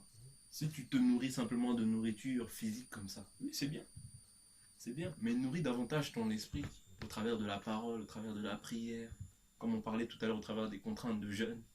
Parce que c'est une contrainte, hein. Tu es là en jeûne, tu manges pas, tu vois, tu manges pas, tu es là dans la prière, mais c'est là aussi que le Seigneur peut te révéler des choses, c'est là aussi que le Seigneur peut te parler, parce qu'il voit que tu recherches quelque chose, tu as la recherche de quelque chose. Donc le Seigneur ne va pas aussi t'abandonner, tu vois. Maintenant le Seigneur a fait sa part, mais maintenant à nous aussi d'accomplir notre part. Le Seigneur a fait sa part, tu vois. Donc ça aussi, il faut être conscient, parce que des fois, on lit les écritures comme ça. Ah oui, Shadrach, Meshach, Abednego, ils ne sont pas prosternés. Ah, franchement, moi aussi, je ne me prosternerai pas. Quand va arriver l'épreuve, si tu n'es pas prêt, tu vas te prosterner. Ça, sois-en sûr, parce que tu ne t'es pas préparé. Si l'épreuve arrive là, aujourd'hui, là, je pense qu'il y aura beaucoup de chrétiens qui vont se prosterner. Puisque ils tiennent encore à leur vie. Ils tiennent encore à leur vie. C'est Tu vois. clair. Et c'est là où il faut crucifier les passions de la chair. Et si tu ne travailles pas sur ça, on voit Étienne, oh, Étienne, il a accepté de se faire lapider. Non, il a travaillé, il a crucifié certaines choses, certaines passions pour en arriver à ce point-là. Il a crucifié certaines choses de sa vie, il s'est détourné de beaucoup de choses de sa vie pour pouvoir être consacré. Et c'est qu'à ce moment-là, quand tu es conscient de la récompense que tu auras, des couronnes que tu auras, c'est qu'à ce moment-là que tu peux dire que la mort, advienne qui pourra, moi je servirai mon Dieu et mon Dieu seul. Peu importe ce qui pourra arriver, moi je me prosternerai uniquement devant mon Dieu. Point barre. Tu vois. Mais il y a un travail à fournir dans le secret. Tu vois. Il y a un travail à fournir dans le secret. Et si on ne paye pas le prix, ne pensons pas que ça va se faire, le Seigneur va venir te dire, mais prie mon fils. Il peut te le dire. Il peut te le dire une fois, 2 fois, 3 fois, mais s'il voit que tu es toujours... tu pries 2 minutes, Seigneur, merci. Seigneur, merci. Au bout d'un moment, il va se dire, ah, Non, mais- mon fils là, je pense que... Et moi, c'est que. Il moi, m'aime c'est- pas moi, c'est vraiment. que je ne dors pas bien. Je ne dors pas bien. Mais parfois, quand il prend la Bible alors pour lire, c'est là où je continue, je commence à dormir. C'est pas normal. Oui, c'est ça. C'est pas Je dis, normal. je ne dors pas bien, j'ai des problèmes pour dormir, je ne dors pas bien. Parce que ça, c'est aussi des C'est des traits persécutions. enflammés de l'ennemi. Oui, oui, c'est ça. C'est les flèches. Je ne dors pas, hein, vraiment. Et puis, quand je prends la Bible, je veux lire, Mhm. c'est là où je commence à Non, dormir. mais mon moi- frère, je te moi- dis, c'est pas bien. c'est Tu moi. dois te délivrer. Tu vois ça là, moi ça m'est arrivé. Oui, oui. Mais après, je prends autorité sur la fatigue. Tu vois. Faut prendre autorité. Parce que le Seigneur nous a donné, par son esprit, nous avons la puissance. Et je sentais que c'était pas normal. Qu'à chaque fois que j'ouvrais la Bible, même hier, je commençais à ouvrir la Bible, je dis non, je prends autorité, je me parle à moi-même. Tu vois. Et je voyais que après, boum, la fatigue aussi disparaissait. Donc je sentais qu'après là, c'était un esprit. Parce que si le Seigneur nous dit, prenez toutes les armes contre les puissances des ténèbres, ce n'est pas en vain. C'est que nous, on ne voit pas les choses. Mais si on voit les choses là, qui se passent là, autour de nous, on va fuir nous-mêmes. Tu vois, le Seigneur, en fait, nous épargne toutes ces choses-là. Aussi, c'est ce qu'il faut comprendre. Parce que quand tu ouvres la Bible, tu as un danger, frère, pour Satan. Tu as un danger potentiel pour Satan demain. Non, Parce que mais- nous sommes tous des non, dangers c'est- potentiels c'est- ici ce que pour tu dis Satan. là, C'est ce c'est qu'il faut d'abord le comprendre. premier cas, mais déjà, il empêche le sommeil pour que tu ne retiennes pas la parole. Mhm. Et c'est ça mon cas vraiment. Il fait tout et tout pour que je ne dorme pas. Parce qu'il sait que en retenant la parole, alors ce sera Tu as un danger. un niveau élevé. C'est là, c'est que tu as dit.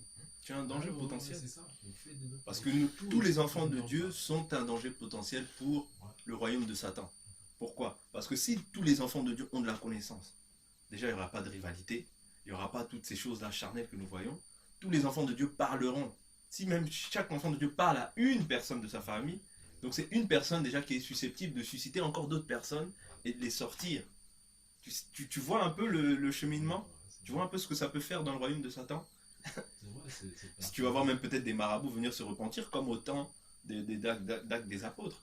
Les magiciens, ils venaient, ils voyaient qu'en fait, c'est eux qui avaient le vrai Dieu. C'est eux qui servaient le vrai Dieu. Tu vois. Donc, toutes ces choses-là, il faut y prendre en considération que tu es un danger permanent pour Satan dès lors où tu ouvres ta parole de Dieu. Parce que c'est Dieu qui te parle à travers de sa parole maintenant. Tu vois. C'est Dieu qui t'enseigne dans le secret. C'est pour ça qu'il ne faut pas dire que tu es tout seul. Dieu est avec toi partout où tu vas. Tu vois. C'est Dieu t'enseigne partout où tu vas maintenant. Quand tu ouvres, tu lis la parole, tu as un danger potentiel. Moi, ça me faisait ça. Mais maintenant, je prenais autorité. Tu vois, je me parlais. Non, au nom de Jésus, je déclare que Satan n'a pas accès dans ma vie. Tu vois. Toute condamnation a été ôtée. Je chasse toutes ces pensées-là, toutes ces fatigues, toutes ces choses spirituelles de l'ennemi. Je les chasse dans le nom de Jésus. Et je sais que le nom de Jésus a une puissance. Et quand je me parle comme ça, je sais que l'ennemi fuit. Tu vois. Et après, je pouvais passer la nuit tranquillement. Parce que comment se fait-il qu'avant, dans les distractions, je pouvais rester jusqu'à 6h du matin, 8h du matin. Même des fois, moi, j'allais dans des boîtes de nuit. Je te dis où je faisais la boîte de nuit. Après, j'allais dans un after jusqu'à midi, 13h. Je sortais, tu vois, de la boîte. Alors, comment se fait-il qu'aujourd'hui, je ne peux même pas passer une nuit blanche? Bon, je ne dis pas qu'il faut en faire une religion. Hein. Je dis juste que comment se fait-il à comparer? Quand j'étais dans le monde, j'arrivais à faire ces choses-là. Et maintenant, dans le Seigneur, je n'arrive plus à prier ou à passer du temps dans la présence du Seigneur. C'est qu'il y a un problème. Tu vois. Quand tu t'intéresses au monde, quand tu es dans le monde, tu aimes faire les choses du monde. Tu t'intéresses parce que c'est ça. Tu dis c'est ça. Tu vas faire toutes les choses qui te paraissent les plus folles à ton esprit. Tu vas les faire. Mais maintenant, quand tu es dans le Seigneur aussi, il faut te donner de la même façon. Pour voir des résultats, il faut te donner. Si tu ne te donnes pas, tu verras qu'il y aura très peu aussi de résultats. Moi, j'ai toujours dit, c'est ce que je partageais derrière moi avec ma femme, je dis quelqu'un qui prie, qui passe du temps dans la prière, quelqu'un qui passe plus de temps dans la prière, quelqu'un qui passe 2 heures dans la prière, qui prie, qui médite la parole, quelqu'un vraiment qui donne vraiment sa vie au Seigneur, quelqu'un qui passe juste 2 minutes dans la prière, je ne pense pas qu'il y aura les mêmes résultats. Après, c'est mon point de vue. Hein. C'est mon point de vue. Donc, voilà. Ouais, j'ai une chose à ajouter, une chose importante, très très très importante, très capitale dont Patrick parlait tout à l'heure. Il faut qu'on comprenne que nous ne sommes pas en compétition. Ça, c'est la première des choses. La deuxième chose, c'est pas la manière dont nous on veut servir Dieu. C'est pas forcément dans cette manière-là qu'on croit que servir Dieu. Parce que la religion nous a montré que si tu sers Dieu, tu dois être sur une grande esplanade. Les gens seront en face de toi. Tu as un micro, tu gesticules, tu cours à gauche, tu cours à droite, les gens tombent. Mes frères, par le nom puissant de Jésus, si quelqu'un a encore cette pensée-là, que cette pensée soit détruite dans sa tête aujourd'hui. Je ne dis pas forcément que nous n'irons pas sur des grandes esplanades, sur des grands endroits où il y a plusieurs personnes à qui on va témoigner de Jésus, à qui on va parler de Jésus. Mais là, c'est vous qui nous recevez aujourd'hui. Vous êtes venus à Paris, mais vous nous recevez. Je suis en train de servir Dieu là. Parce que nous pensons que servir Dieu, c'est lorsque nous sommes dans l'église, il y a eu la chorale qui a chanté. Après on dit, pasteur, viens, tu viens prêcher, c'est ça, servir Dieu. Mes frères, c'est un mensonge qui est venu de Satan pour que les enfants de Dieu ne servent pas Dieu. Depuis que j'ai compris ça, j'aime aller dans les mains. Quand Jésus a envoyé les disciples pour la première fois, il les envoyait comment? 2 à 2, il a dit, allez dans les maisons. C'est ça. C'est pour ça que lorsque tu m'avais appelé depuis que tu devais venir de l'Allemagne, je me suis dit, si toi tu ne viens pas jusqu'à moi, moi je viendrai jusqu'à toi. Quand je partais le jour où tu m'appelais, qu'est-ce que je t'ai dit? Je dis, quand je vais rentrer de mon voyage, moi-même je vais venir. Parce que servir Dieu, c'est ça. Il faut aller vers les gens. Il faut comprendre que lorsque tu parles même à quelqu'un dans le centre commercial, tu sers Dieu. Tu parles à ton voisin, tu sers Dieu. Peut-être que les hommes ne te voient pas. Tu n'es pas connu. Tu n'as pas, excusez-moi pour le thème, tu n'as pas une chaîne YouTube, comme nous qui avons des chaînes YouTube. Tu n'as pas une chaîne de télévision, mais tu sers Dieu tous les jours. Les gens ne te... C'est pour ça que le jour, mes frères, c'est quelque chose que je partage souvent, mais je ne sais pas si nous comprenons ça. Le jour où nous serons devant le Seigneur, mes frères, croyez-moi, vous serez surpris. De voir certaines personnes même, que peut-être vous avez méprisé sur la terre, parce que peut-être ce n'est pas quelqu'un qui est connu, qui a de l'éloquence, qui peut-être tient la Bible comme ça, mais qui sert Dieu tous les jours. Et vous allez le voir, Dieu va dire, celui-là, il va s'asseoir à mon côté comme ça, parce qu'il a servi plus sur la terre. Vous allez dire, mais on ne l'a jamais vu sur une chaîne de télévision. On ne l'a jamais vu prêcher dans la gare. On ne l'a jamais vu dans le train. On ne l'a jamais vu. Comment se fait-il? Parce qu'il a été quelqu'un qui était au service de Dieu tous les jours. Chaque temps, chaque minute, chaque heure qui passe. Amen. Il n'a pas cette mentalité de croire que pour servir Dieu, c'est lorsque tu as une foule de personnes qui t'attendent, lorsque tu es devant en face de nombreuses personnes. Non. Toutes ces choses-là font partie du service. Mais comprenons déjà que lorsque nous parlons aux membres de nos familles, nous sommes en train de servir Amen. Dieu. Lorsque tu es dans le marché, ton comportement, ta façon de s'habiller, ta manière de parler, tu es en train de servir Dieu par cela.